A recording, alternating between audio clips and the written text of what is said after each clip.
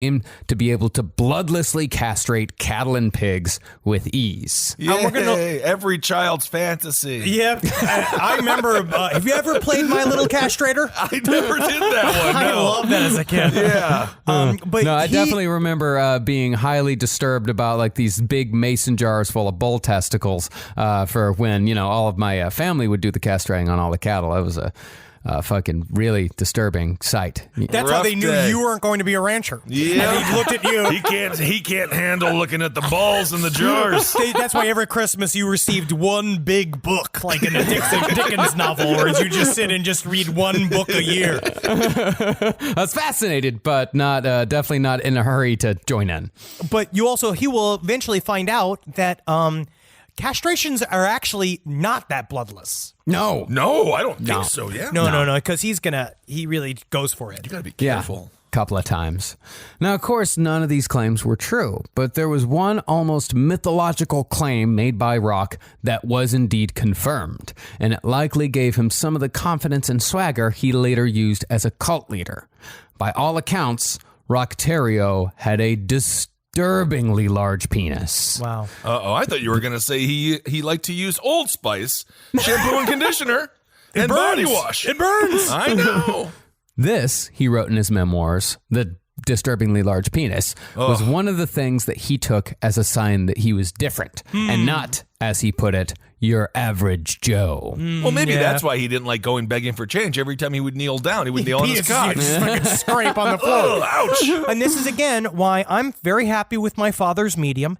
My father's medium allows me to live my life as medium penis? Yes, I call it. That's the You call size. it his medium? It's a father's medium. Are Is you what I call my ordering penis Pizza size. Hut yesterday? Yeah. I'm happy with it because I don't need to shoot, beyond my scope.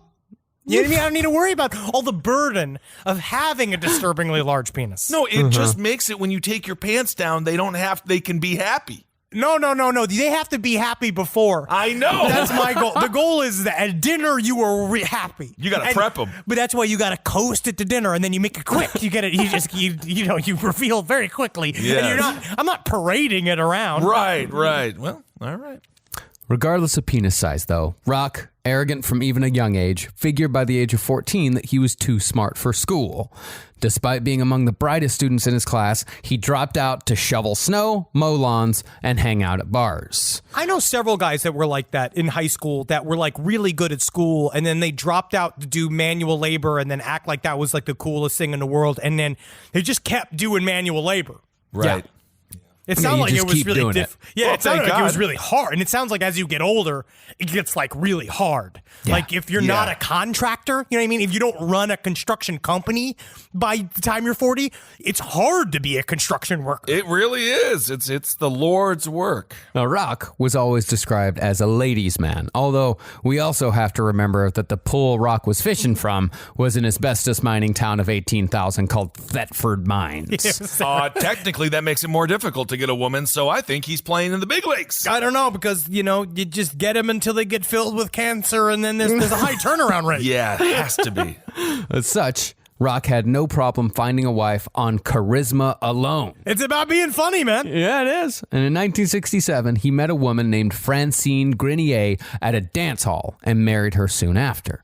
He built a house less than a quarter mile from his parents in the woods, and the newlyweds had 2 children in quick succession, while Rock got a job at the fire department performing inspections, despite his lack of a high school diploma. It's all about being funny again. If you're the funny guy in the team, you have any jobs I got for no reason, I was fired or had to leave because I obviously wasn't qualified for it. But they like you in the interview. That's how you slide in there. I mean, to be honest, his big cock probably helped him with the boys in the old fire department there. I think having a big dick... Do you think the big cock came out during the interview? It could not have hurt. Well, especially if you go if you can do the trick where you go, hey guys, wait a second, I gotta see if there's something on this surface. Periscope up. If you can make it just go up, that's fun. That's huge. Absolutely. No touching? Absolutely. But it was around this time that Rock changed from just sort of a shitty, arrogant person into something else entirely. In 1971, he began suffering from duodenal ulcers, and the doctors removed part of his stomach to alleviate the symptoms. When the second operation was needed, Rock